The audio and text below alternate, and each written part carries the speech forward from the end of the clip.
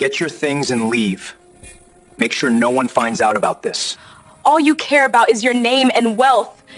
Do you care about how I feel about this too? Pretend this never happened. I woke up in a bed that wasn't mine. The sheets were too soft, the kind of soft that only comes with money, real money, the kind I'd never have in my entire life. The room was too big, too quiet. And the smell, God, the smell was all wrong. Expensive cologne mixed with something clean and sharp, like the kind of detergent rich people use that poor folks like me can't even pronounce. It hung in the air like a warning. My head was pounding so hard I thought my skull might crack open. Every heartbeat sent a fresh wave of pain through my temples. My body felt heavy, disconnected, like I'd been dropped from a great height and landed wrong. I blinked hard once, twice, 3 times, trying to force my eyes to focus, trying to make sense of where I was and how I got here. The ceiling was high, too high, with crown molding that probably cost more than my entire year's salary. A chandelier hung in the center, crystal and gold, catching the early morning light and scattering it across the walls like diamonds. This wasn't just a bedroom. This was a statement. This was power. And then it hit me like a freight train. This wasn't just any room. This was his room. Kang Min-yi, the CEO, the man I worked for, the man whose house I cleaned, whose meals I helped prepare, whose entire existence I orbited like a distant moon, barely visible, easily forgotten. Panic shot through my veins like ice water. I sat up fast, too fast. The room tilted and spun, and I had to grip the sheets just to stay upright. My vision blurred at the edges, and for a second I thought I might pass out again. But I forced myself to breathe. In through my nose, out through my mouth. Slow, steady, even though nothing about this situation was steady. That's when I realized I was barely dressed. My uniform was gone. The plain black dress with the white collar that marked me as staff, as invisible as beneath notice. My shoes were gone. My hair tie was gone. Everything that made sense, everything that kept me safe in my little corner of this world, was just gone. I looked down at myself and my stomach dropped. I was wearing a silk nightshirt, his nightshirt. It was too big, hanging off one shoulder, the fabric smooth and expensive against my skin. I'd never worn anything like this in my life. I didn't belong in clothes like this. I didn't belong in this room. What happened last night? I pressed my palms hard against my eyes, trying to think, trying to pull something, anything, from the thick fog that had settled over my memory.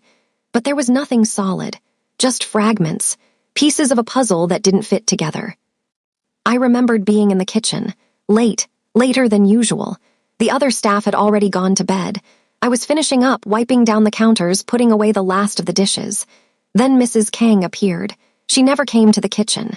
She had people for that. But there she was, standing in the doorway in her silk robe, her face calm and composed like always. She'd asked me to do something. What was it? My brain felt like cotton, thick and useless. Medicine. She'd asked me to take medicine to her son, to Min-yi. He was working late again, she said. He had a headache. He needed something to help him sleep. And could I please take it to him because everyone else had already retired for the night and I was the only one available. I remember thinking it was strange. Why me? Why not call one of the senior staff? But you don't question Mrs. Kang, not if you want to keep your job. So I'd taken the small silver tray with the glass of water and the pills, and I'd walked through the quiet house, my footsteps echoing on the floors, my heart beating a little faster than it should have been. I'd knocked on his door. Twice. Soft, respectful. And he'd opened it. I remembered his face, the exhaustion carved into every line. The way his shirt was unbuttoned at the top, his tie discarded somewhere, his hair messy like he'd been running his hands through it. He looked at me like he was seeing through me, like I was a ghost. He'd taken the tray, said something in Korean I didn't understand, and then... nothing. Just black, just empty space where memory should be. I threw the covers off and stumbled to my feet. My legs were shaking so bad I thought they might give out. I grabbed the edge of the nightstand to steady myself, and that's when I saw it. My uniform, crumpled on a chair in the corner like it had been tossed there in a hurry. My shoes were under the chair, one on its side, the other upright. I grabbed my clothes and pulled them on as fast as my trembling hands would allow. The buttons were hard to manage. My fingers kept slipping. I felt like I was going to throw up. I had to get out. I had to leave before anyone saw me, before he saw me, before this became real in a way I couldn't take back. But when I turned toward the door, my heart stopped. Because he was already awake. Kang Min-yi stood by the floor-to-ceiling window, his back to me, hands in his pockets, staring out at the Seoul skyline like he was trying to find answers in the buildings and the traffic below. The morning light cut across his shoulders, sharp and unforgiving. He was dressed in a fresh white shirt, half-buttoned, sleeves rolled up to his elbows. His hair was still damp like he'd just showered. He looked like something out of a magazine, untouchable, perfect, expensive. And I was just the help who'd somehow ended up in his bed. He didn't turn around, but he spoke. His voice was flat, cold, empty of anything that might have been human. You should leave before anyone sees you. The words hit me like a slap. I tried to swallow, but my throat was too dry. I don't know what happened, I said. My voice came out smaller than I wanted, weaker. Neither do I. That stopped me cold. I stared at his back, at the rigid line of his spine, at the way his shoulders were pulled tight with tension. He didn't remember either. Somehow, that made everything 1,000 times worse. Because if he didn't remember, then we were both victims of something. But I knew, with absolute certainty, that I would be the one blamed. Then how did I started? I don't know. He cut me off, sharper this time, like the words were glass in his mouth. But you need to go, now, before the staff starts their rounds, before my mother wakes up, before this becomes a problem I have to deal with. A problem, that's what I was, that's all I was. I wanted to argue. I wanted to scream that this wasn't my fault, that I didn't ask for this, that I was just as confused and terrified as he was. But I didn't. Because people like me don't get to argue with people like him. We don't get to have feelings, opinions, or rights. We just do what we're told and we survive. So I grabbed my shoes and I ran. My hands were shaking so hard I could barely grip the door handle. I slipped out into the hallway and closed the door as quietly as I could behind me. The hallway was empty, silent. The kind of silence that feels heavy, like it's pressing down on your chest. I'd made maybe 20 steps when I heard footsteps behind me. Fast, deliberate, someone who knew exactly where they were going. I turned. Mrs. Young, the head housekeeper, the woman who ran this house like a military base and had hated me from the moment I arrived 6 months ago. She'd made that clear in 1,000 small ways. The way she assigned me the worst jobs. The way she criticized everything I did. The way she looked at me like I was dirt she'd stepped in. She stopped when she saw me. Her eyes traveled slowly from my face to my wrinkled uniform to my shoes clutched in my hand to my hair that I hadn't had time to fix. Her lips pressed into a thin, hard line. Her eyes narrowed. Walk of shame, is it? The words felt like a punch to the gut. I opened my mouth to explain, to defend myself, to say something, anything. But nothing came out. Because what could I possibly say that would make this better? She stepped closer. Close enough that I could smell her perfume, floral and suffocating. Her voice dropped to a whisper, but it was the kind of whisper that cut. You think you're smart? You think you can trap him and get his money? Girls like you are all the same. Pretty face, sad story, and a plan to climb your way out of poverty on someone else's back. But you picked the wrong family, sweetheart. The Kangs eat girls like you for breakfast. I wanted to tell her she was wrong. I wanted to tell her I didn't plan anything, that I didn't want this, that I was a victim here too. But the words stuck in my throat. She leaned even closer. You're done here. Pack your things. I'll make sure you're gone by tonight. Then she walked past me, her heels clicking against the floor like a death march. I stood there, frozen, my entire body shaking. I couldn't cry. I couldn't move. I just stood there in that empty hallway, feeling like the walls were closing in. By the time I made it back to the staff quarters, everyone knew. I could see it in their faces the moment I walked in. The way conversations stopped mid-sentence. The way eyes followed me across the room. The way people who'd been friendly yesterday suddenly couldn't look at me today. I kept my head down and walked to my room at the back of the quarters. It was small, barely bigger than a closet. A single bed, a tiny desk, a window that looked out at the garden wall. But it was mine, the only space in this entire house that was mine. I closed the door and leaned against it, trying to catch my breath. That's when I heard them. The voices on the other side of the wall, not even trying to be quiet. I heard she snuck into his room, probably planned the whole thing. That was Hannah, one of the younger maids. She'd always been nice to me before. We'd even had coffee together once. Of course she did. Why else would she be here? You think she actually cares about taking care of old Mrs. Park? Another voice. Jaiwan, the cook's assistant. She's been here, 6 months? And now she's probably pregnant with his baby. Watch. She'll be demanding money next week. Gold digger. Trash. Shameless. The words piled on top of each other, crushing me under their weight. I slid down the door until I was sitting on the floor, my knees pulled up to my chest, my hands covering my ears. But I could still hear them. I could still hear every word. Nobody knocked on my door that day. Nobody checked on me. I was invisible again, but in a different way now. Now I was invisible because I was beneath contempt. I didn't eat. I didn't sleep. I just sat on my bed and stared at the wall and tried to figure out how my life had fallen apart so completely in the span of one night. That night, alone in my tiny room with the door locked and the lights off, I finally let myself cry. Big, ugly, choking sobs that I had to muffle with my pillow so nobody would hear. Because even now, even in my lowest moment, I couldn't let them see me break. The days after that were a nightmare. I went to work. I did my job. I cleaned the floors and folded the laundry and served the meals and pretended I couldn't hear the whispers that followed me everywhere I went. The other staff barely spoke to me. When they did, it was orders, short and cold. Mrs. Young watched me like a hawk, waiting for me to make a mistake so she could fire me. But I didn't give her the satisfaction. I did everything perfectly. I showed up early. I stayed late. I kept my head down and my mouth shut. Minyi avoided me, or maybe I avoided him. Either way, we existed in the same house but in completely different universes. When I saw him in the hallways, I pressed myself against the wall and looked at the floor until he passed. He never acknowledged me, never looked at me. It was like that night never happened. But his mother watched me. Mrs. Kang, the woman who'd sent me to his room in the first place. She watched me with this strange expression on her face. Not anger, not disgust. Something else, something calculating, like she was waiting for something, like she knew something I didn't. It made my skin crawl. 2 weeks passed like that. 2 weeks of whispers and cold shoulders, and feeling like I was walking on a knife's edge every second of every day. And then I started feeling sick. At first, I thought it was stress. I wasn't sleeping. I wasn't eating much.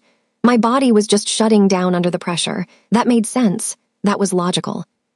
But then the nausea got worse. I couldn't keep anything down. The smell of food made me want to throw up. I was exhausted all the time, even though I was barely doing anything. And then I missed my period. The fear that settled into my bones when I realized was unlike anything I'd ever felt before. It was cold, heavy, and absolute. No. I bought a pregnancy test from a convenience store 3 blocks away from the house. I paid in cash.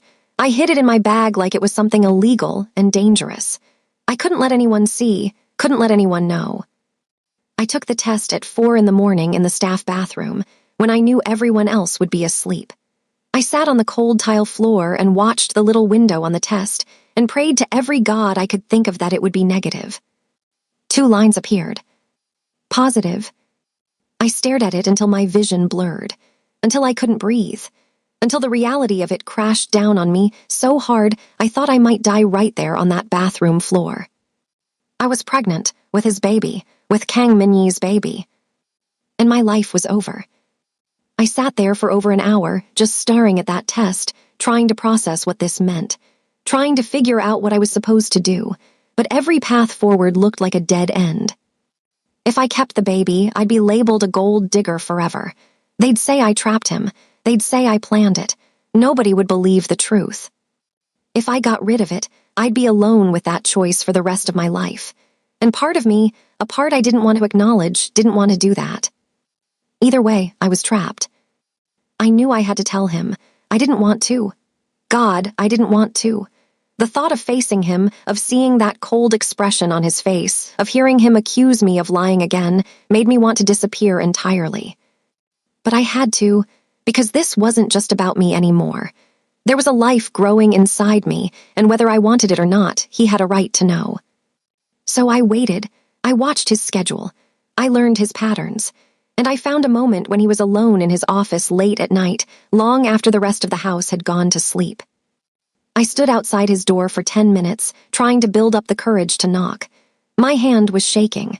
My heart was beating so hard I could feel it in my throat. Finally, I knocked, twice, soft but firm. "Come in." His voice sent a chill down my spine, but I pushed the door open anyway. The office was huge, dark wood paneling, bookshelves that stretched to the ceiling, a massive desk covered in papers and files, and a laptop that glowed in the dim light. He sat behind the desk, still in his work clothes, his face lit by the screen, looking exactly like what he was. A man with the weight of an empire on his shoulders. He glanced up, saw me, and his entire expression hardened. "What do you want?" No greeting. No acknowledgement that we were human beings who'd shared something, even if neither of us could remember it. Just cold, flat dismissal.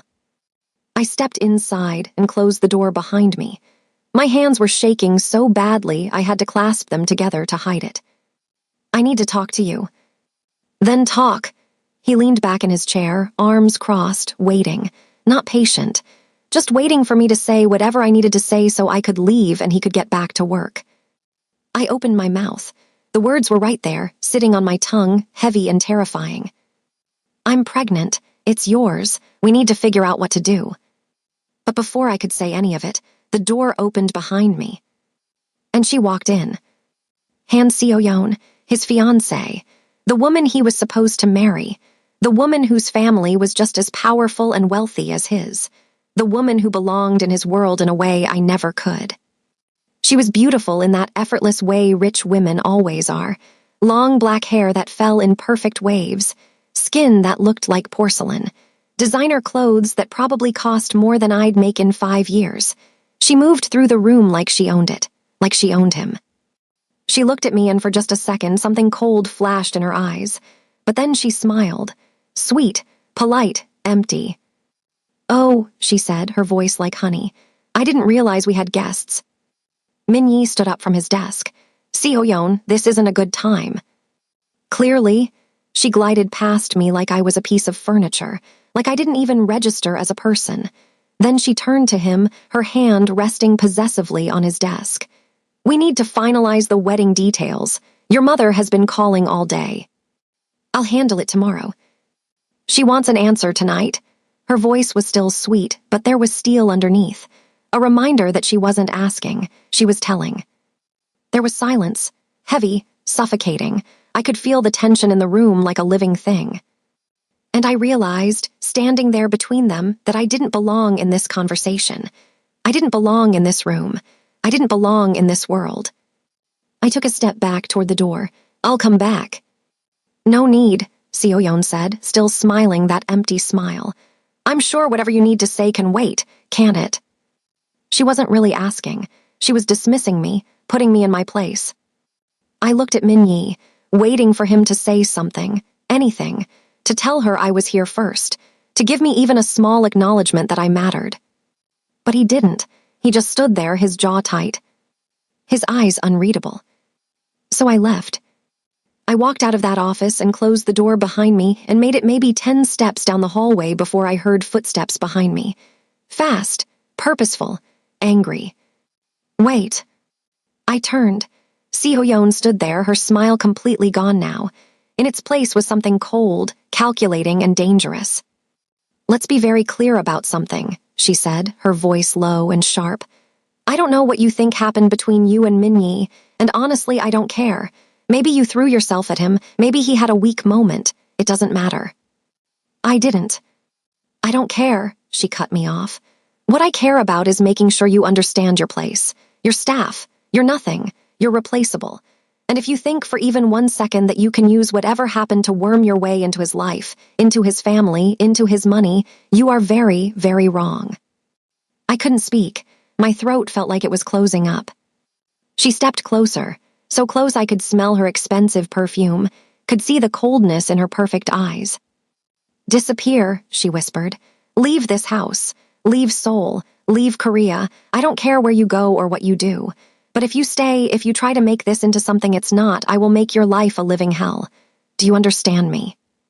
I still couldn't speak. I just stood there, frozen, while she stared at me like I was an insect she was deciding whether or not to crush. Finally, she smiled again. That same cold, empty smile. "Good, I'm glad we understand each other." Then she turned and walked back toward Minnie's office, her heels clicking against the floor like gunshots. I stood there in the empty hallway, shaking, my heart racing, my mind spinning. She just threatened me, openly, calmly, like it was the most natural thing in the world. And I knew, with absolute certainty, that she meant every word. I went back to my room and locked the door. I checked the lock 3 times to make sure it was secure. Then I pushed my desk in front of the door for extra measure. I knew it was paranoid. I knew it was probably unnecessary. But I couldn't shake the feeling that I was in danger. That night, I didn't sleep. Every sound made me jump. Every creak of the old house settling made my heart race. I lay in bed with my eyes wide open, staring at the ceiling, listening to the silence and wondering what I was going to do. I couldn't tell Minnie now, not with her watching, not with her ready to destroy me the second I tried. But I couldn't keep the secret forever either. Eventually, people would notice. Eventually, the truth would come out. And when it did, I'd be completely alone. Around 3 in the morning, I heard something that made my blood run cold. Footsteps outside my door, slow, deliberate, like someone was standing there listening, waiting. I sat up in bed, my heart hammering in my chest, my eyes locked on the door. The handle turned, just a little, testing, checking. I grabbed the lamp off my nightstand, my hands shaking, ready to use it as a weapon if I had to. But the door didn't open. The lock held. After a moment, the handle turned back to its original position. The footsteps moved away, fatting down the hallway. I sat there in the dark for the rest of the night, the lamp still clutched in my hands, too terrified to move, too terrified to sleep. Someone wanted me gone. Someone was willing to do more than just threaten. And I had no idea how to protect myself. The next morning, everything fell apart. I came back from breakfast, exhausted and jumpy from not sleeping, to find my room destroyed. The door was hanging open. Everything inside had been torn apart. My clothes were scattered everywhere, some of them ripped. My bed had been flipped. My few belongings, the small things I'd brought from home, were broken or missing entirely. The little jewelry box my mother gave me before she died was smashed on the floor, the cheap necklace inside snapped in half. And there, in the center of my pillow, was a note. Simple, direct, terrifying. "Leave or die." I stood in the doorway, staring at it, my brain trying to process what I was seeing. This wasn't just a threat anymore. This was a promise. Someone had been in my room. Someone had touched my things. Someone had left me a message that couldn't be clearer. I picked up the note with shaking hands. The paper was expensive, thick, the kind rich people used. The handwriting was neat, controlled, like whoever wrote it had done so calmly, deliberately, without any emotion at all. That somehow made it worse. I looked around my destroyed room and something inside me snapped. Not broke, snapped, like a wire pulled too tight. I couldn't stay here. I couldn't do this anymore. I had to leave. Tonight, right now if possible. I started packing what I could salvage. A few changes of clothes, my passport, the small amount of money I'd managed to save over the past 6 months. It wasn't much. Maybe enough for a bus ticket. Maybe enough for a few nights in a cheap motel while I figured out what to do next. I'd go back to the States. I'd figure something out. Anything was better than staying here and waiting to die. I was shoving clothes into my bag when I heard the door open behind me. I spun around, my heart in my throat, expecting to see Mrs. Young or one of the other staff or maybe even whoever had destroyed my room coming back to finish the job. But it was worse than that. Mrs. Kang stood in the doorway, perfectly composed as always, her hands clasped in front of her, her expression calm and unreadable. Going somewhere. I didn't answer. I couldn't. My voice was gone. She walked into my room, stepping carefully over the mess, and closed the door behind her. Then she sat on the edge of my overturned bed like we were old friends having a casual chat. "I'll make this simple," she said, her voice soft but firm. "I know you're pregnant." My blood turned to ice. "I know it's my son's child, and I know you think you have some kind of leverage now, some way to force yourself into this family." "I don't want anything from you," I managed to say. "Good, because I'm going to give you a choice." She reached into her designer purse and pulled out an envelope. It was thick, fat with cash, more money than I'd ever seen in my life. She held it out to me. "Take this, go back to America, get an abortion, and we'll never speak of this again. You'll have enough money to start over, to build a new life, to pretend none of this ever happened." I stared at the envelope, at the money, at the easy way out she was offering me. "And if I don't?" Her smile was thin, sharp, like a knife. "Then you'll regret it, I can promise you that." The words hung in the air between us, not quite a threat, but close enough. I looked at her, really looked at her, and suddenly everything clicked into place. The way she'd appeared in the kitchen that night, the way she'd specifically asked me to bring medicine to Minyi, the way she'd been watching me ever since. "Did you do this?" The words came out before I could stop them. "Did you plan that night? Did you drug him?" For a moment, just a moment, her mask slipped, and I saw something underneath, something cold and calculating and completely devoid of empathy. Then she smiled, and that told me everything I needed to know. "You're insane," I whispered. "I'm practical." She stood up, smoothing her skirt, completely unbothered by my accusation. "My son needs an heir. His fiancée can't give him one. Medical issue. Very unfortunate. But you're young and healthy and fertile, so I made it happen. Simple as that. He'll find out when I tell him." "Will you?" She walked to the door, paused with her hand on the handle. "Who do you think he'll believe? His mother, who has loved him and cared for him his entire life? Or the help, a foreigner with no connections, no family, no one who will even notice when you disappear?" The words hit me like a physical blow. "Take the money, Cecilia. It's the smart choice. The only choice, really." Then she left, closing the door softly behind her, like we'd just finished discussing the weather. I stood there in my destroyed room, the envelope still on the bed where she'd left it, and felt the walls closing in.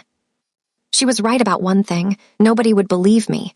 Nobody would help me. I was completely alone in this. I picked up the envelope, felt the weight of it in my hands. It would be so easy to take it, to run, to start over somewhere far away from here. But even as I thought it, I knew I couldn't do it. Not the abortion part. I couldn't explain why. Maybe it was because this baby was the only real thing I had left. Maybe it was because getting rid of it felt like letting them win. Maybe I was just stupid. But I couldn't do it.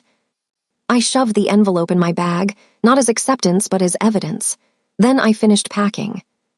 I'd leave tonight, but I wouldn't do what she wanted. I'd figure something else out. I had to. But I never made it out of the house. That evening, as I was getting ready to slip out through the back entrance, something went wrong. I started feeling dizzy, then nauseous. Then there was pain.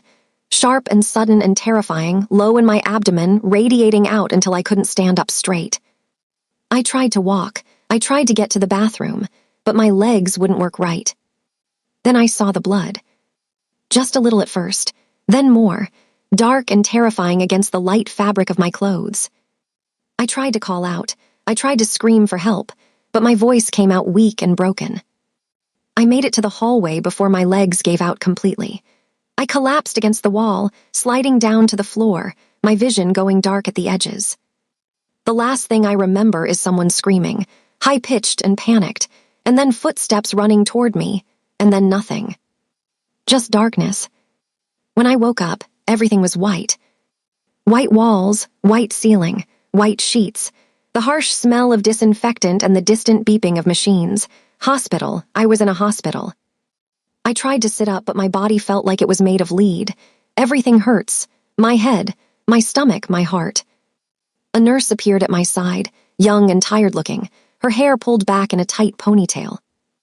"You're awake. Good, don't try to move too much. You had a scare." A scare. What a delicate way to put it. The baby, I managed to whisper. My throat was so dry it hurt to talk. The baby's fine, she said, checking something on the monitor beside my bed. You were bleeding, but we managed to stop it. You're going to need bed rest, and you need to avoid stress. Avoid stress, right, because that was possible. How long have I been here? About 6 hours. It's evening now. The doctor will come check on you soon. She left before I could ask anything else. I lay there, staring at the white ceiling, my hand unconsciously moving to my stomach. The baby was fine. That should have been a relief. But all I could think about was what came next. Because if I was in a hospital, that meant people knew. Records existed. There was no hiding it now.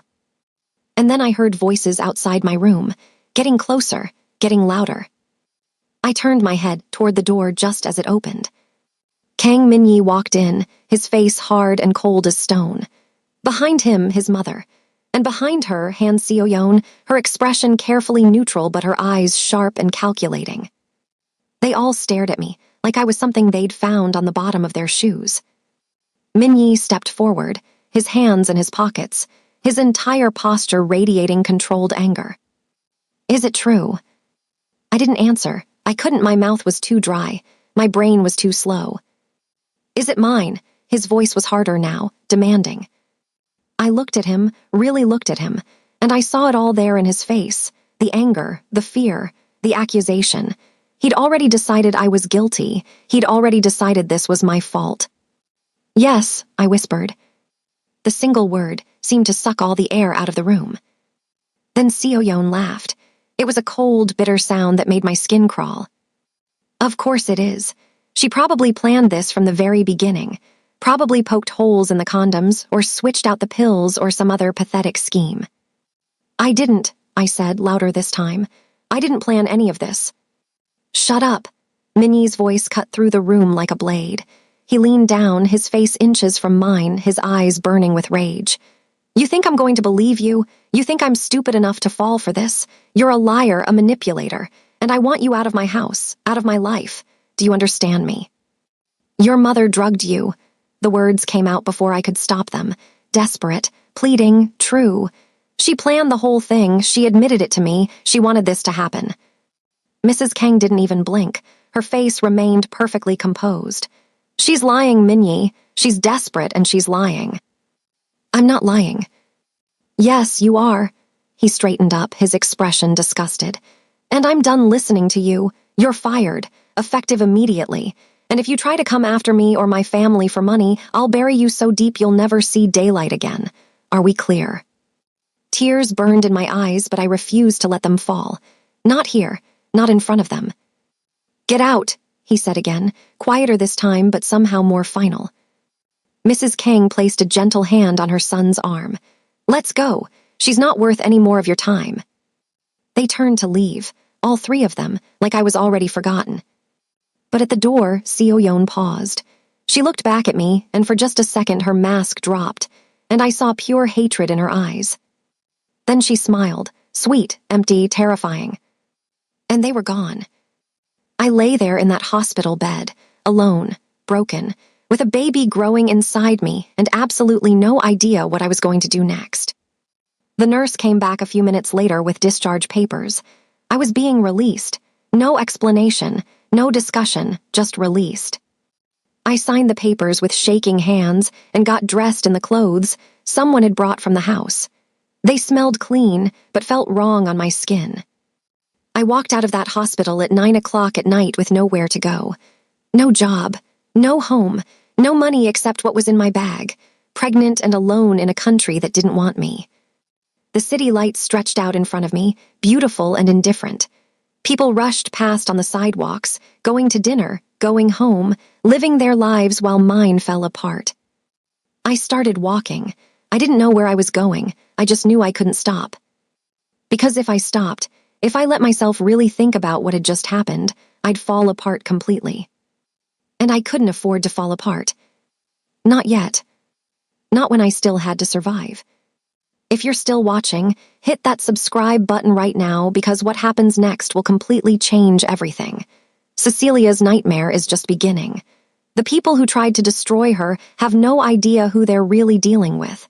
And the truth, when it finally comes out, will shatter everything they thought they knew.